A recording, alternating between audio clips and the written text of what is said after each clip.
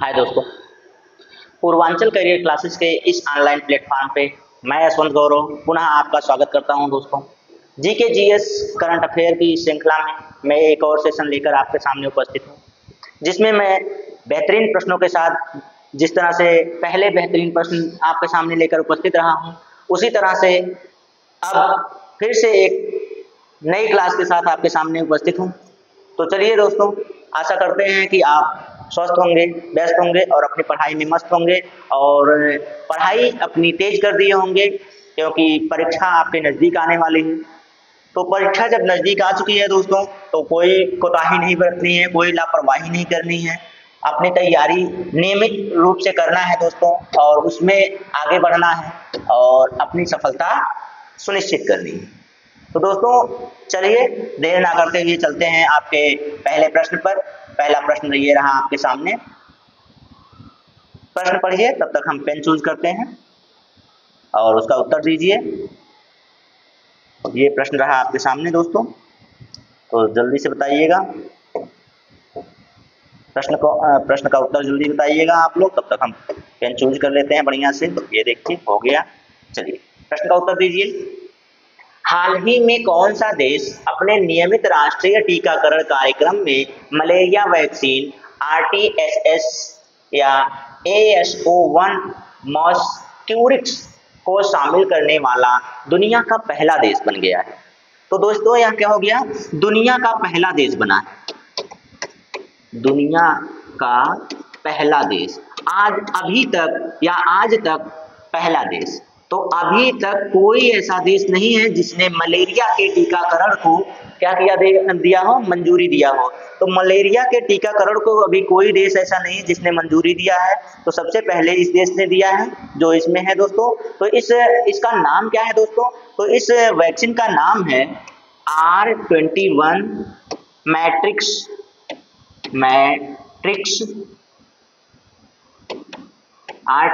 Matrix TM। ठीक है, ये है। तो किसके द्वारा किया गया है दोस्तों? RTSS AS01 मॉस्क्यूरिक्स। ठीक है, इस नाम से इसको लगाया जाएगा। तो अब ये देखो, राष्ट्रीय टीकाकरण कार्यक्रम। राष्ट्रीय टीकाकरण कार्यक्रम में देखिए जैसे दोस्तों चेचक का लगता है, पोलियो का लगता है। ठीक है, चेचक का लगता है, पोलियो का लगता है टीका, टीबी का टीका भी लगता है। तो इस तरह से जो टीके लगते हैं उसमें इसने अपने मलेरिया वैक्सीन को भी क्या किया है दोस्तों? टीकाकरण में शामिल कर लिया है। तो यह वैक्सीन बनाया किसने है दोस्तों? तो यह वैक्सीन जो बनाया है वह ऑक्सफोर्ड यूनिवर्सिटी और संयुक्त रूप से सीरम इंस्टीट्यूट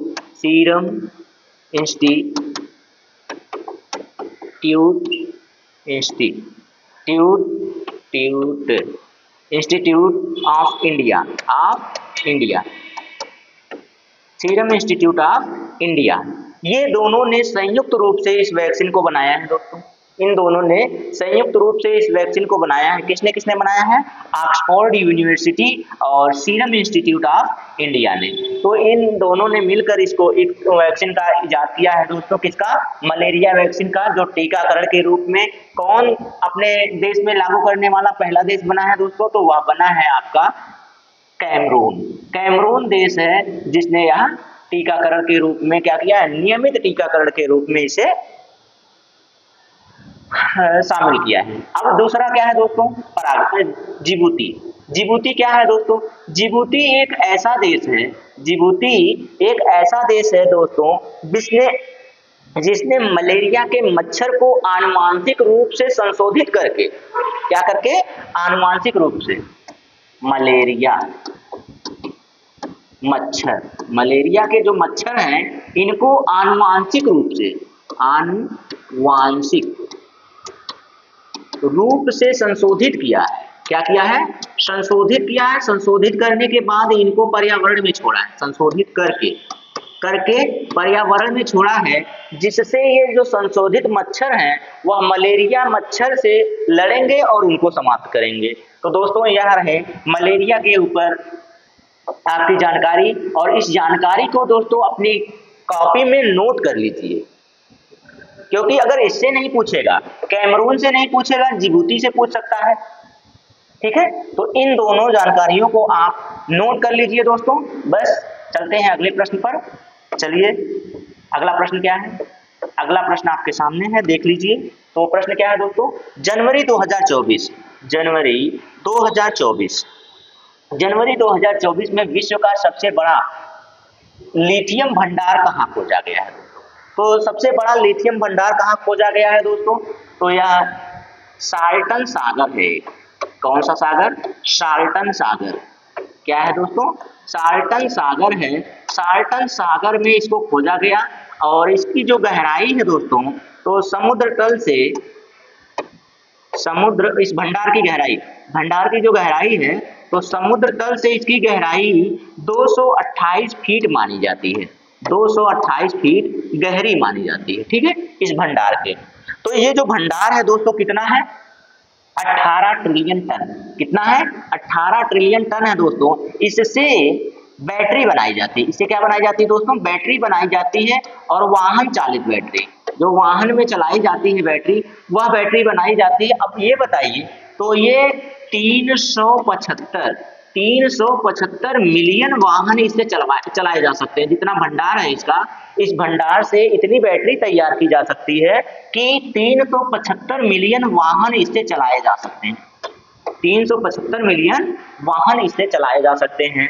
तो इतनी जानकारी इसमें देख लीजिए। और ये जो साल्टन सागर है दोस्तों, ये किस नदी पर है, कब निर्मित हुआ है दोस्तों? तो ये जो सागर है, यह कोलोराडो, कौन सी नदी है? कोलोराडो नदी है। कोलोराडो नदी है। 1905 में यह निर्मित है। ठीक है, 1905 में यह निर्मित हुई है। ठीक है, तो इतनी जानकारी इसमें बहुत है दोस्तों। तो अब जल्दी से बता दीजिएगा कौन है। तो वह कैलिफोर्निया अमेरिका है दोस्तों। कैलिफोर्निया अमेरिका ने क्या किया है दोस्तों, में यह खोजा गया है। ठीक है, ये विश्व का सबसे बड़ा लिथियम भंडार है। क्या है? विश्व का सबसे बड़ा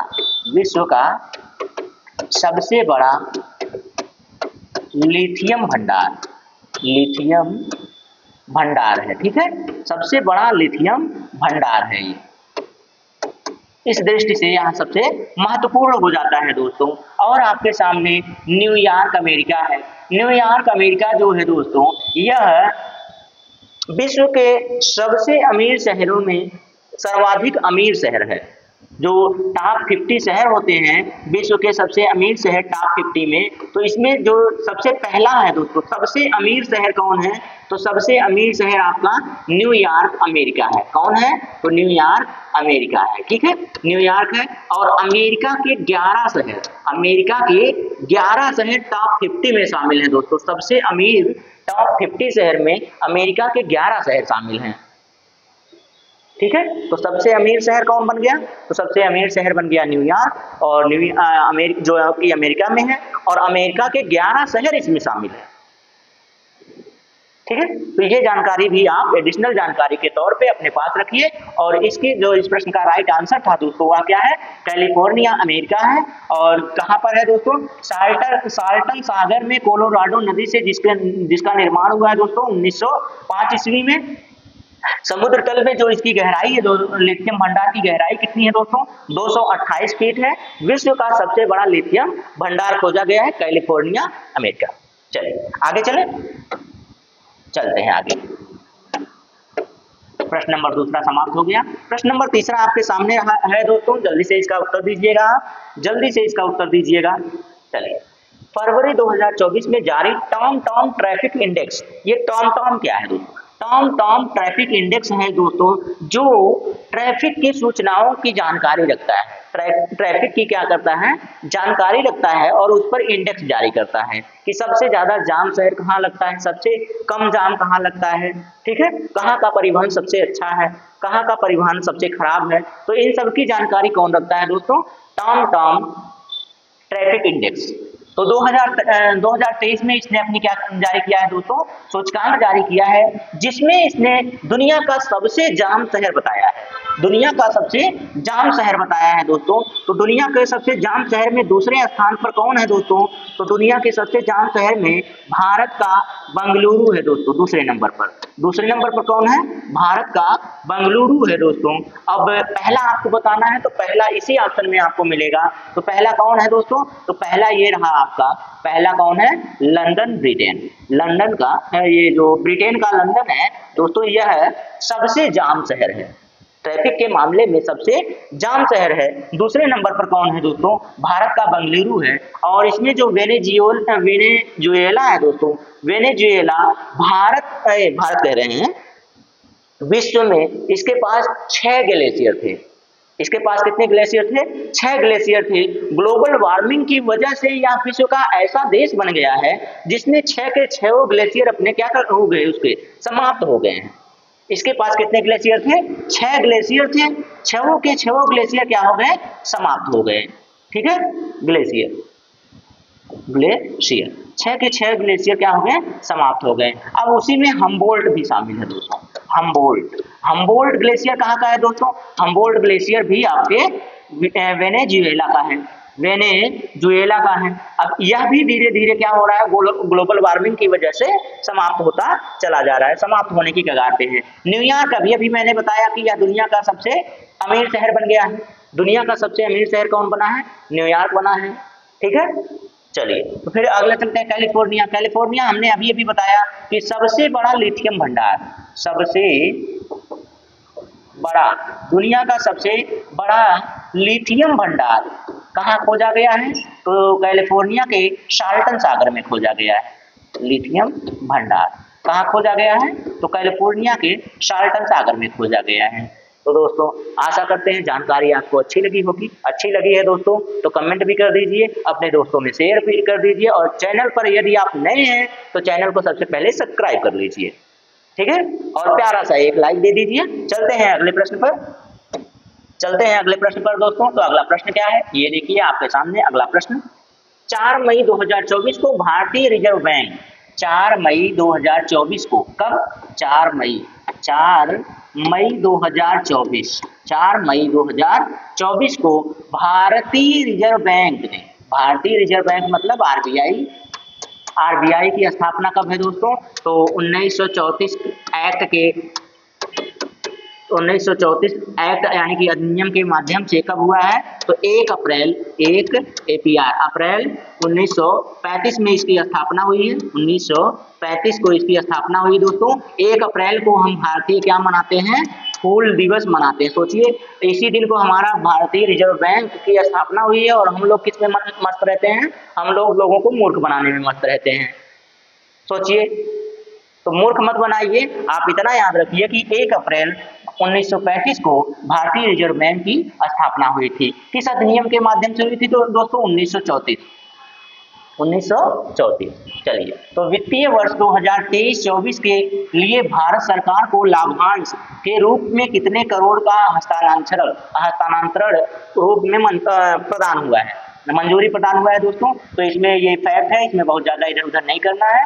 तो इसमें आप देख लीजिए कितने क्या है दोस्तों, 2.11 लाख करोड़, 2.11 लाख करोड़। ठीक है, लाख करोड़ रुपए की क्या हुई है? मंजूरी हुई है। चलिए चले आगे चलते हैं। ये लाभांश है दोस्तों। अगला प्रश्न, ये रहा अगला प्रश्न आपके सामने। अगले प्रश्न का उत्तर जल्दी से दीजिएगा। तो अगला प्रश्न क्या है? गेल जो इंडिया में ही है, चलिए, गेल लिमिटेड ने मई 2024 में अपना पहला 10 मेगावाट क्षमता का ग्रीन हाइड्रोजन प्लांट कहां पर शुरू किया है दोस्तों? सबसे पहले अब गेल देख लीजिए, आप क्या देख लीजिए? गेल देख लीजिए। मैंने आपको पीछे भी बताया है, अब भी बता दे रहे हैं। गेल का फुल फॉर्म क्या है दोस्तों? सबसे पहले आप यही देख लीजिए, गैस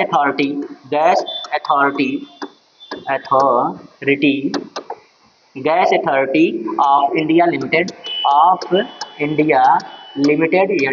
एलटीडी का मतलब समझ लीजिएगा, इंडिया लिमिटेड है। ठीक है, तो इसकी स्थापना कब हुई थी दोस्तों? इसकी स्थापना हुई थी 1984 को। स्थापना कहाँ हुई थी दोस्तों? अगस्त 1984 में हुई थी। इसका मुख्यालय अगर हम पूछें, इसका मुख्यालय अगर आपसे पूछें तो मुख्यालय कहाँ है दोस्तों? नई दिल्ली में नई दिल्ली में है, माना नहीं जाता, नई दिल्ली में है। ठीक है, इसका मुख्यालय नई दिल्ली में है। इसके चेयरपर्सन कौन है दोस्तों? इसके चेयरपर्सन कौन है? तो चेयरपर्सन या चेयरमैन जिसे कहा जाता है, या मुख्य अध्यक्ष जिसे कहा जाता है, वह कौन है दोस्तों? तो वह आपके संदीप गुप्ता है। कौन है? तो संदीप गुप्ता है। ठीक है, इतनी जानकारी अगर आपके पास है तो आप बहुत अच्छी तैयारी कर रहे हैं दोस्तों। ठीक है, चलिए इस प्रश्न का राइट आंसर दीजिए। मैंने गेल का आपके सामने पूरा खाका रख दिया है, जल्दी से इसकी जानकारी दे दीजिए।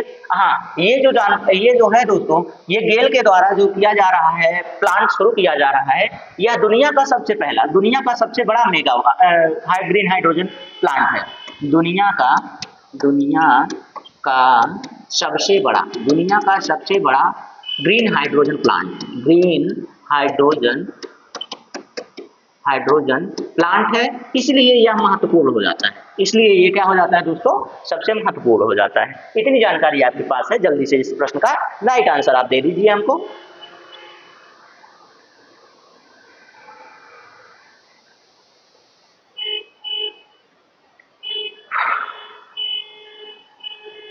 चलिए, तो हो गया। तो इस प्रश्न का राइट आंसर क्या बन गया दोस्तों? इस प्रश्न का जो राइट आंसर है वह है विजयपुर मध्य प्रदेश। विजयपुर मध्य प्रदेश इस प्रश्न का राइट आंसर है। और विजयपुर से हमें एक और प्रश्न याद आया दोस्तों कि जो अंडमान निकोबार द्वीप समूह, जल्दी से बताइएगा, आप लोग बताइएगा, हमें कमेंट करके बताइए क्या कि अंडमान निकोबार द्वीप समूह की राजधानी पोर्ट ब्लेयर का नाम बदलकर क्या रख दिया गया? ये आप हमें कमेंट करके बताइए। हमने पीछे आपको बताया हुआ है इस प्रश्न का आंसर। ठीक है, तो पीछे इसका आंसर बताया हुआ है, कहिए तो फिर से बता दिया जाए। और ये दुनिया का सबसे बड़ा प्राकृतिक गैस, दुनिया का सबसे बड़ा, ये जो अच्छा ये गेल के बारे में है, तो ये दुनिया का क्या है दोस्तों? दुनिया का सबसे बड़ा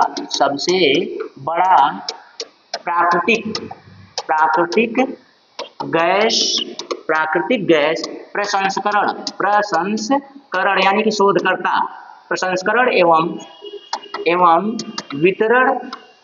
वितरण कंपनी है दोस्तों। ये आप नोट कर लीजिए इस पॉइंट को जरूर नोट कीजिएगा दोस्तों कि गेल के बारे में ये जो जानकारी है आपके लिए, ये क्या है? बहुत ही महत्वपूर्ण है। कितनी जानकारियां हमने दी हैं? सबसे पहले प्रश्न पढ़ेंगे। प्रश्न क्या था कि गेल लिमिटेड ने मई 2024 में अपना पहला 10 मेगावाट क्षमता का ग्रीन हाइड्रोजन प्लांट कहां पर शुरू किया है? तो इसमें देखेंगे सबसे पहले गेल हमने देखा। गेल क्या देखा दोस्तों? GAIL gas authority of limited India limited इसका फुल फॉर्म है। इसकी स्थापना कब हुई दोस्तों? तो 1984 अगस्त 1984 में हुई है। ठीक है, इसका मुख्यालय कहाँ है दोस्तों? तो मुख्यालय नई दिल्ली में है। इसके चेयरपर्सन यानी कि अध्यक्ष की बात करें तो अध्यक्ष कौन है? संदीप गुप्ता है। यह दुनिया का सबसे बड़ी प्राकृतिक गैस प्रसंस्करण एवं वितरण कंपनी है दोस्तों। और उसी के साथ साथ यह दुनिया का सबसे बड़ा ग्रीन हाइड्रोजन प्लांट है। उसी के साथ साथ यह क्या है? दुनिया का सबसे बड़ा ग्रीन हाइड्रोजन प्लांट है, जिसने 10 मेगावाट क्षमता का ग्रीन हाइड्रोजन प्लांट शुरू किया है। कहां पर शुरू किया है? तो वो विजयपुर मध्य प्रदेश में किया है दोस्तों। कहां पर शुरू किया है? तो विजयपुर मध्य प्रदेश में किया है। जो मैंने आपसे अभी प्रश्न किया है, क्या प्रश्न किया है कि पोर्ट ब्लेयर का नाम बदलकर क्या रख दिया गया है? तो पोर्ट ब्लेयर का नाम बदलकर दोस्तों श्री विजयपुरम रख दिया गया है। क्या रख दिया गया है? श्री विजयपुरम रख दिया गया है। क्या नाम रखा गया है? श्री विजयपुरम। ठीक है, तो चलिए इतनी जानकारी आशा करते हैं बड़ा अच्छा लगा होगा आपको सुनकर। आप बढ़िया से इसको नोट भी करते चल रहे होंगे। चलिए चलते हैं प्रश्न नंबर 6 पर। प्रश्न नंबर 6 क्या है दोस्तों? जल्दी से देख लेते हैं। चलिए बताइए जल्दी से।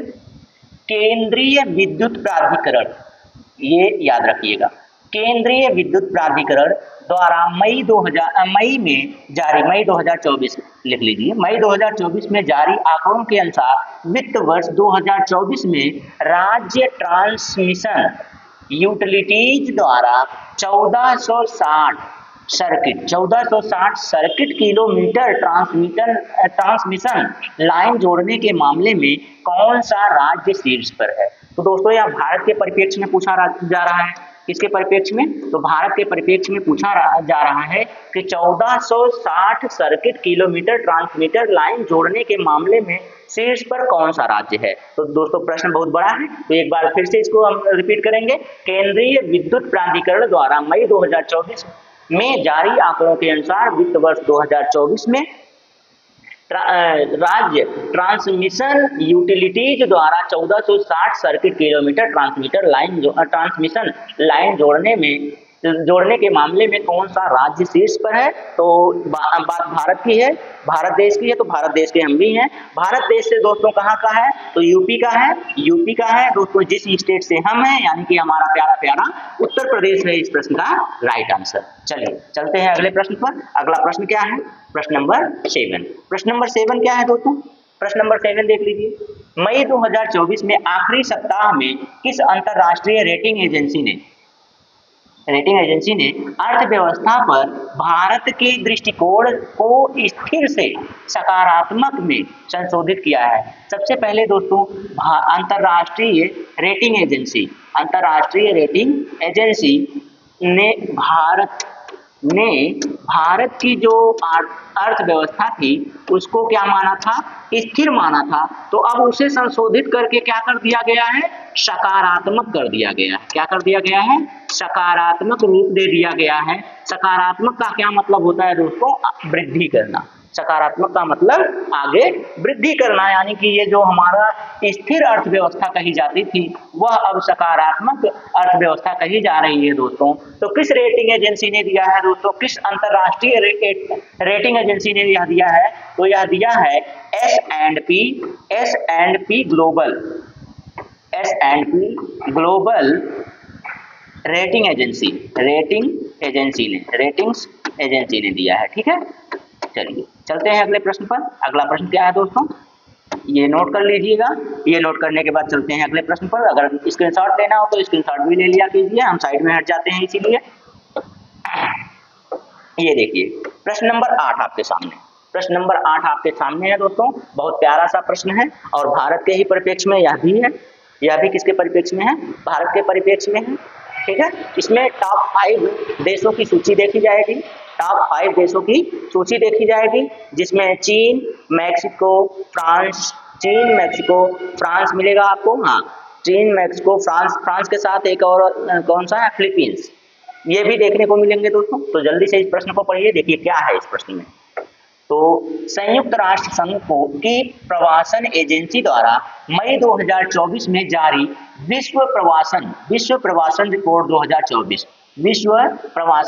2024 के अनुसार वर्ष 2022 में प्रेषित धन प्राप्ति के मामले में 111 अरब डॉलर धनराशि प्राप्त करने वाला शीर्ष देश रहा है। दोस्तों 111 जो अरब डॉलर धनराशि जो प्राप्त किया है यह शीर्ष पर है दोस्तों। यह कौन है? शीर्ष पर है। तो कौन सा देश है जो इतनी धनराशि, क्या 100 अरब डॉलर, ये 111 है ना, तो 111 को अगर हम 100 अरब डॉलर की बात करें तो 100 अरब डॉलर पार करने वाला ये रिकॉर्ड है दोस्तों।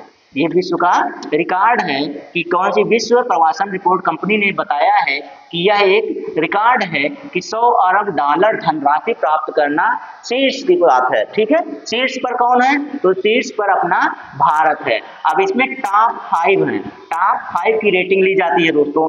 टॉप 5 देशों की रेटिंग ली जाती है। तो टॉप 5 में कौन कौन शामिल है दोस्तों? यह आंकड़ा पार करने वाले, यह आंकड़ा छूने वाले, इसके नजदीकी जो टॉप 5 देश हैं वह कौन कौन है, उनके नाम क्या है दोस्तों? तो इसमें आप देखेंगे एक चीन है, मैक्सिको है, चीन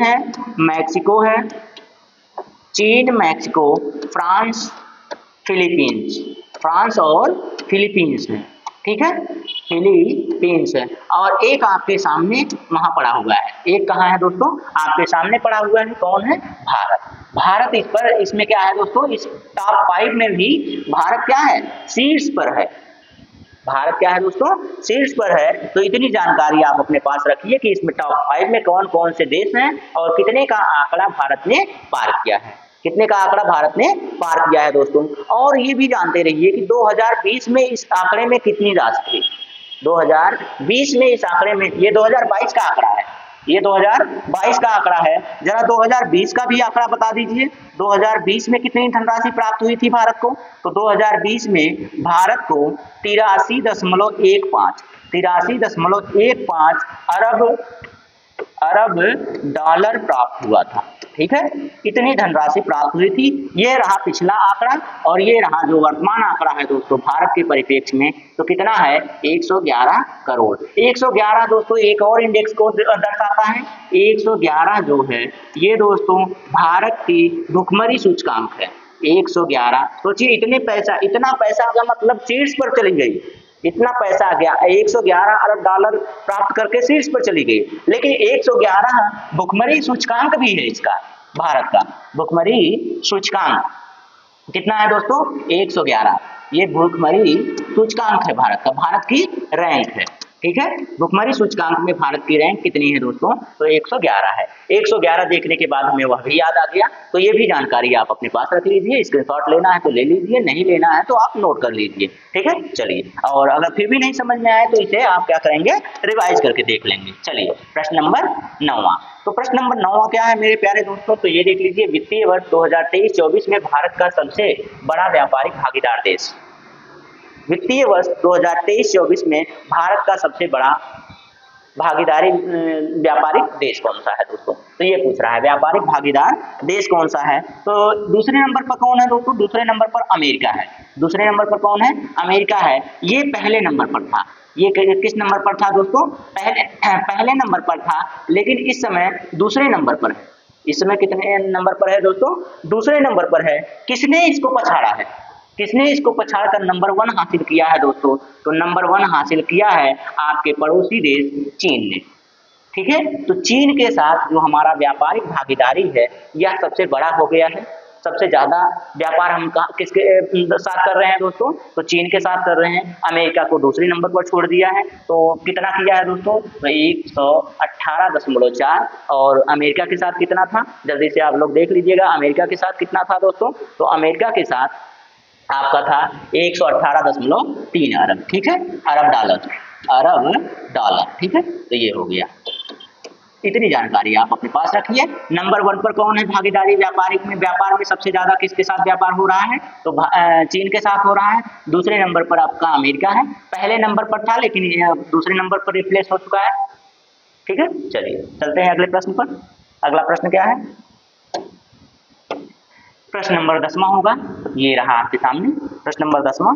क्या है दोस्तों? इसमें देख लीजिए कौन सा प्रश्न है। हाँ, तो क्या प्रश्न है? चेन्नई की स्टार्टअप कंपनी माइंडग्रोव टेक्नोलॉजीज ने हाल ही में किस नाम से भारत का पहला वाणिज्यिक उच्च प्रदर्शन चिप लॉन्च किया है दोस्तों? तो किस नाम से लॉन्च किया है?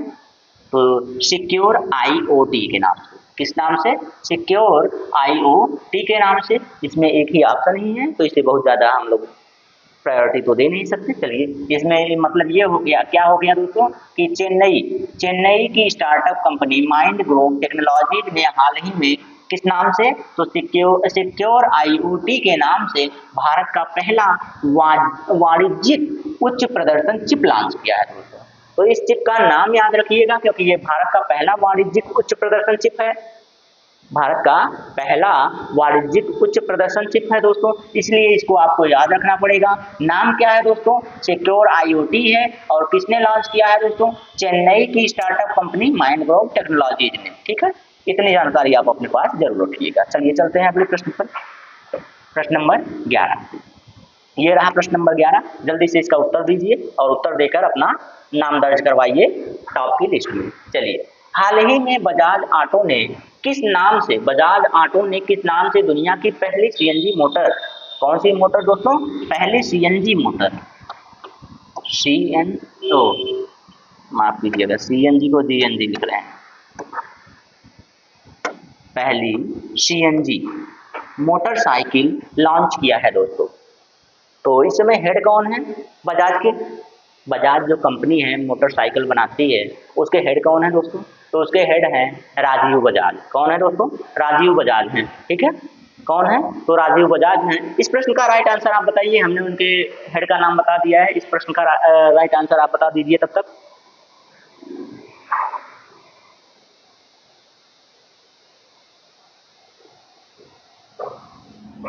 चलिए जल्दी से बताइएगा। तो अब देख लीजिए किसने किसने लॉन्च किया। Trade mark, trade mark filing, trademark filing, filing और राजीव बजाज। अभी अभी मैंने नाम बताया, राजीव बजाज ने, राजीव बजाज ने, राजीव बजाज ने 18 जून 2024, 18 जून 2024 को क्या किया है दोस्तों, पहली सीएनजी मोटरसाइकिल, पहली सीएनजी मोटरसाइकिल लॉन्च किया है दोस्तों। उसका नाम क्या है, उसका नाम बताइएगा। तो उसका नाम है बजाज फाइटर। क्या नाम है दोस्तों, बजाज फाइटर। ये नाइजर मत कीजिएगा, नाइजर एक युद्धपोत है जिसे क्या कर दिया गया है दोस्तों, हटा दिया गया है। चलिए राइडर, राइडर नाम की बाइक है आपकी, और अपाचे नाम की बाइक है, इनको हटा दीजिएगा। अपाचे एक लड़ाकू विमान भी है, उसी नाम से अपाची बाइक भी चलती है, तो उनको छोड़ दीजिएगा। बस इसको ना याद रखिएगा, किसको, फाइटर। ठीक है, ये आपका करंट अफेयर का प्रश्न बन सकता है। चलिए चलते हैं अगले प्रश्न पर। प्रश्न नंबर 12, प्रश्न नंबर 12 आपके सामने है, जल्दी से इसका उत्तर दीजिएगा और अपना नाम टॉप में लिस्ट कीजिए। चलिए तो प्रश्न क्या है दोस्तों, देख लीजिए जल्दी से, प्रश्न क्या है, देख लीजिए। वह देश जहां से मई 2024 के आखिरी सप्ताह में आरबीआई द्वारा 100 टन सोना वापस लाया गया। दोस्तों 2024 में वापस लाया गया। 2024 में कितना सोना, कितना टन सोना, तो 100 टन सोना। सोचिए आरबीआई के द्वारा इसे रखा जाता है दोस्तों, किसके द्वारा रखा जाता है, तो आरबीआई के द्वारा रखा जाता है। ये मैंने आपको बता दिया है पहले से ही। आरबीआई की स्थापना भी बता दिया है, मुख्यालय भी बता दिया है। मुख्यालय कहाँ है दोस्तों, मुख्यालय मुंबई में है।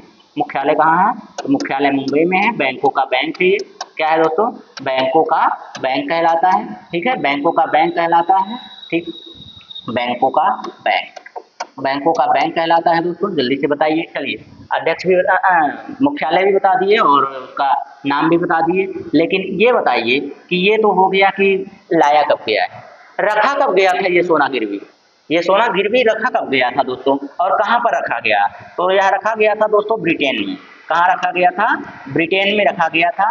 ब्रिटेन में यह सोना गिरवी रखा गया था। कब रखा गया था दोस्तों, जरा जल्दी से बताइएगा कि ये सोना रखा कब गया था गिरवी, गिरवी कब रखा गया था, जल्दी से बताइएगा, जल्दी से कमेंट कीजिए। कब रखा गया था, 1991 में। कब रखा गया था, 1991, यानी कि 1991 में यह सोना गिरवी रखा गया था। 100 टन सोना गिरवी रखा गया था, जो 2024 में अब वापस अपने भारत में वापस ला दिया गया है। और जो रखेगा कौन दोस्तों, तो बैंकों का बैंक जिसे कहते हैं, यानी कि आरबीआई अब उसे अब क्या रखेगा, अपनी तिजोरी में रखेगा। चलिए रखेगा क्या, रख दिया। चलिए चलते हैं अब आगे अगले प्रश्न पर। तो इस प्रश्न का राइट आंसर क्या बना दोस्तों, अभी यहाँ पे लिख दिए थे ब्रिटेन। कौन है दोस्तों, तो ब्रिटेन है। ठीक है, चलिए अगला प्रश्न, अगला प्रश्न नंबर 13। प्रश्न नंबर 13 क्या है दोस्तों, आपके सामने है, देख लीजिएगा। रिलायंस इंडस्ट्रीज, रिलायंस इंडस्ट्रीज ने हाल ही में कहां पर देश के पहले मल्टी मॉडल लॉजिस्टिक पार्क का निर्माण किया है दोस्तों, कहां पर यह निर्माण किया गया है, जल्द से जल्द प्रश्न आप बताइए दोस्तों, कहां पर किया गया है।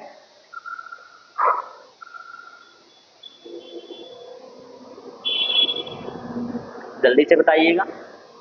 तो यह दोस्तों मल्टी मॉडल लॉजिस्टिक पार्क, इसकी लागत कितनी है दोस्तों, लागत कितनी है, इसकी लागत, लागत बता दीजिए जल्दी से। तो 1424 करोड़, 1424 करोड़ रुपए इसकी लागत है दोस्तों। और कितनी एरिया में है दोस्तों, तो त्रिवल्लीपुरम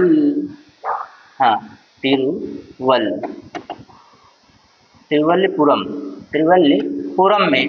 ठीक है, तो त्रिवल्लीपुरम में, हाँ त्रिवल्लीपुरम में कितने एकड़ की जमीन है दोस्तों, तो 184 एकड़, 184 एकड़ की भूमि पर यह पार्क बनाया जा रहा है। यह पार्क कितने एकड़ जमीन पर बनाया जा रहा है दोस्तों, तो यह पार्क 184 एकड़ भूमि पर बनाया जा रहा है। इसकी लागत कितनी है, 1424 करोड़ है। और किसके द्वारा बनाया जा रहा है दोस्तों, कौन सा पार्क है, इसका नाम क्या है, तो इसका नाम है मल्टी मॉडल लॉजिस्टिक पार्क। इसका नाम क्या है दोस्तों? Multi modal logistic park. तो कहाँ पर है दोस्तों? रिलायंस द्वारा बनाया, किसके द्वारा बनाया जा रहा है? तो रिलायंस इंडस्ट्रीज के द्वारा बनाया जा रहा है। कहाँ पर बनाया जा रहा है? तो चेन्नई। कहाँ बनाया जा रहा है? चेन्नई के नजदीक। चेन्नई के नजदीक एक मेपड्डू नामक मपेड्डू नामक, क्या नाम है उसका? मपेड्डू नामक स्थान पर बनाया जा रहा है। मपेड्डू नामक स्थान पर, चेन्नई के निकट मपेड्डू नामक स्थान पर बनाया जा रहा है। जब मपेड्डू नहीं दिया है दोस्तों तो ऑप्शन क्या बन जाएगा? चेन्नई बन जाएगा। ऑप्शन आपका राइट क्या बन जाएगा? चेन्नई बन जाएगा। इसकी लागत देख लीजिए, इसका जो एरिया है, वॉल्यूम कितने क्षेत्र में बनाया जा रहा है, एरिया कितने एरिया में बनाया जा रहा है, तो 184 एकड़ भूमि पर बनाया जा रहा है। तो इतनी जानकारी आपके लिए बहुत है दोस्तों इस प्रश्न के लिए। चलिए अगले प्रश्न पर चलते हैं। अगला प्रश्न क्या है आपके सामने, देख लीजिए। ये रहा प्रश्न नंबर 14। क्या है? अप्रैल 2024 में जनवरी 2024 के बीच कौन सा राज्य देश का सबसे बड़ा 30% योगदान इलेक्ट्रॉनिक सामान निर्यातक राज्य के रूप में उभरा है दोस्तों? तो कौन सा राज्य उभरा है देश का, वह बताना है आपको। कौन सा राज्य उभर के आया है सामने, जल्दी से बता दीजिएगा।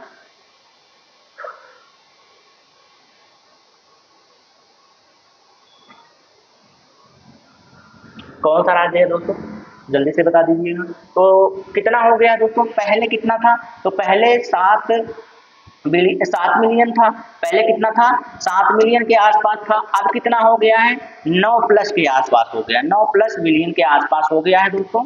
तो इसका निर्यातक किसका निर्यातक? इलेक्ट्रॉनिक सामान का निर्यातक। इलेक्ट्रॉनिक सामान का निर्यातक दोस्तों मिलियन हो गया, मिलियन टन था। 7 मिलियन टन था, अब कितना हो गया है? 9 मिलियन टन के आसपास हो गया है। ठीक है, ये आंकड़ा 2024 का है, अप्रैल 2023 से 2024 का है। और ये जो आंकड़ा है 2022 से 2023 तक का जो आंकड़ा था वो कितना था? तो 7 दशमलव कुछ करके था। ठीक है, मिलियन टन था। तो अब ये बताइएगा कि ये कौन सा राज्य बना है जो शीर्ष पर है? तो वह तमिलनाडु है। कौन है दोस्तों? तमिलनाडु है। चलिए इसके आगे जो अगला प्रश्न है उसको बता दीजिए। अगला प्रश्न आपके सामने प्रश्न नंबर 15 है, जल्दी से बता दीजिएगा क्या है दोस्तों। हाल ही में भारत का कौन सा बंदरगाह वित्तीय वर्ष 2023-24 में भारत का शीर्ष कार्गो हैंडलिंग बंदरगाह के रूप में उभर कर सामने आया? तो कौन सा बंदरगाह है दोस्तों? आशा करते हैं आप लोग स्वस्थ होंगे, व्यस्त होंगे और अपनी पढ़ाई में मस्त होंगे और साथ साथ हमारे साथ बढ़िया से अध्ययन कर रहे होंगे दोस्तों, चूक नहीं रहे होंगे अपनी पढ़ाई से।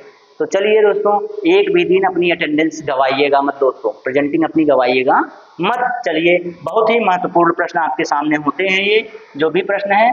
चलिए भारत का सबसे बड़ा कार्गो हैंडलिंग बंदरगाह है दोस्तों, कौन है? तो वह पारादीप बंदरगाह उड़ीसा का, पारादीप बंदरगाह उड़ीसा का है दोस्तों। यही सबसे बड़ा हो गया है जिसने दीनदयाल कांडला बंदरगाह, जो कांडला बंदरगाह है दोस्तों, इसको पीछे छोड़ते हुए शीर्ष स्थान पर कौन हो गया है इस समय? तो शीर्ष स्थान पर पारादीप बंदरगाह उड़ीसा का हो गया। ठीक है, चलिए तो ये हो गया आपका राइट आंसर।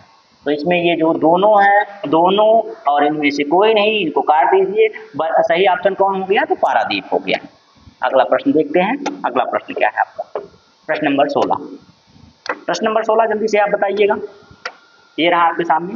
जून 2024 में प्रस्तुत रिपोर्ट के अनुसार आरबीआई के बैलेंस शीट का आकार मार्च 2024 तक 11.08% बढ़कर कितने लाख करोड़ रुपए का हो गया है? कितने लाख करोड़ रुपए का हो गया है दोस्तों, यह आपको बताना है। जल्दी से बताइएगा, डाटा है आपके सामने, डाटा बता दीजिएगा बस।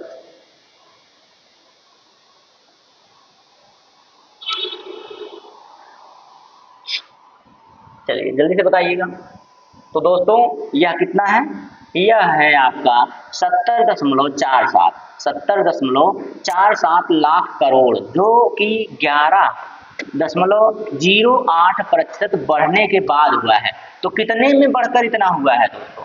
कितने में इतना बढ़ा है? तो वह पुराना जो 2023 का आंकड़ा है, 2023 का जो आंकड़ा है दोस्तों, वह कितने लाख करोड़ का है? तो वह है 63.45 यहाँ कितना था 4 7 है तो 63.45 लाख करोड़ रुपए, इतने लाख करोड़ रुपए था। तो इसमें से 11.08% बढ़कर यह कितने पर पहुंच गया है 70.47 लाख करोड़ रुपए हो चुका है दोस्तों। तो यह किसकी बैलेंस शीट है दोस्तों? तो आरबीआई किसकी है? आरबीआई की है। ठीक है, आरबीआई का मुख्यालय अभी अभी बताया मुंबई, इसके क्या बोलते हैं क्या नाम था इसका, अभी अभी हमने बताया है, बैंकों का बैंक कहते हैं। इसकी स्थापना 1 अप्रैल 1935 और किस एक्ट के द्वारा हुआ था? तो किस अधिनियम के द्वारा हुआ था? तो 1934। तो ये जानकारी भी आप अपने पास रखे। चलिए अगला प्रश्न क्या होगा आपके सामने है, ये देखिए कौन सा प्रश्न है। ये भी डाटा से है, डाटा बहुत ज्यादा नहीं है दोस्तों। तो ये ILO का मतलब क्या है दोस्तों? इंटरनेशनल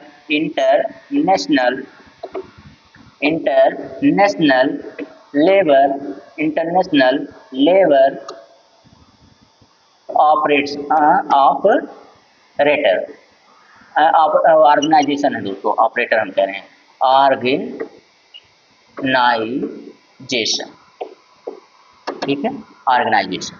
तो अंतर्राष्ट्रीय श्रम संगठन द्वारा 2024 के लिए अद्यतन वैश्विक बेरोजगारी दर का अनुमान कितना है दोस्तों? अद्यतन वैश्विक बेरोजगारी दर, जिससे आज सारे युवा हैं वो पीड़ित हैं दोस्तों। किससे? बेरोजगारी से पीड़ित हैं और धरना दे रहे हैं, तो उनकी पिटाई तक हो जा रही है। वहीं पे दिन रात पड़े हुए हैं कि हमको रोजगार दीजिए, और सरकार कह रही है कि भाई हमने तो रोजगार दे दिया है, हमारे पास रोजगार के लिए सीट ही नहीं है। तो इसकी दर बतानी है आपको, वैश्विक स्तर पर बतानी है। तो यहाँ पे कोई देश का नहीं पूछ रहा है दोस्तों, ये अंतर्राष्ट्रीय रूप से पूछ रहा है। तो इसकी दर कितनी है? इसकी दर जो है दोस्तों वह कितनी है? वह है 4.9%। तो पहले दोस्तों कितनी अनुमानित की गई थी? तो यहाँ 5 से प्लस 5 दशमलव कुछ अनुमानित की गई थी, 5 दशमलव कुछ अनुमानित की गई थी। अब कितनी हो गई है दोस्तों? तो अब यह संशोधित किया गया है इस डाटा को कि 5 से कम है, 4.9% है बेरोजगारी जो दर है। अद्यतन वैश्विक बेरोजगारी दर जो है उसका अनुमान कितना है दोस्तों? 4.9%। इसमें देखा जाएगा तो हमारे देखने में तो लगेगा कि इस समय भारत में सबसे ज्यादा उत्तर प्रदेश नंबर 1 पर होगा। चलिए चलते हैं आगे अगले प्रश्न पर। अगला प्रश्न आपके सामने प्रश्न नंबर 18, और इसमें भी आपको कोई ऑप्शन नहीं दिया गया है, बस एक ही ऑप्शन दिया गया है, और वह भी देख लेते हैं कि अप्रैल 2024 में वित्त मंत्रालय द्वारा किस क्षेत्र को अधिकृत आर्थिक संचालन AEO मतलब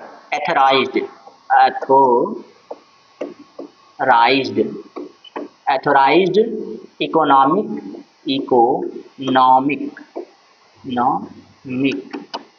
संचालन ऑपरेटर,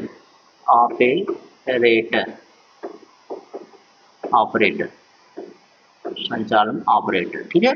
तो AEO अधिकृत आर्थिक संचालन का दर्जा प्रदान किया गया है। किसे प्रदान किया गया है दोस्तों? तो इसमें एक ही ऑप्शन ही है आपके पास, तो एक ही ऑप्शन है, तो एक ही ऑप्शन आपको मिल गया, रत्न एवं आभूषण क्षेत्र को। रत्न एवं आभूषण क्षेत्र को दिया गया है दोस्तों। तो इस प्रश्न का राइट आंसर हो गया। राइट आंसर क्या है? एक ही प्रश्न ही, एक ही ऑप्शन ही है, तो राइट आंसर जो भी आप करना चाहेंगे वही बनेगा। तो कैसी लगी आज की क्लास दोस्तों?